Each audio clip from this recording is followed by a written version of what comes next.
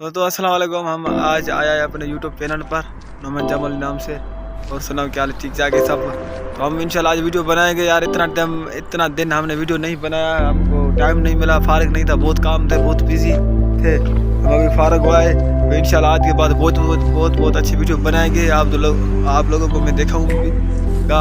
Sorry यार मैंने video नहीं बनाया। तो इंशाल्लाह वीडियो आज के बाद अच्छे से वीडियो बनाऊंगा। ठीक है, मेरे चैनल को लाइक करना है, सब्सक्राइब करना है। अल्लाह हाफिज़।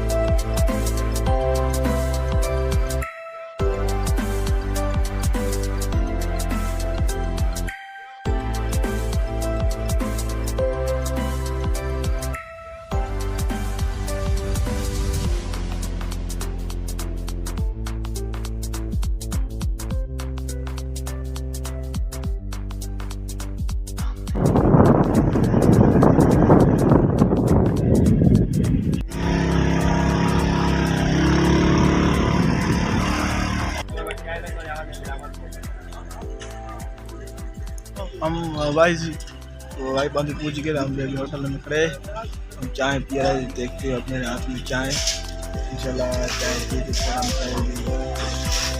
दोस्त की शादी है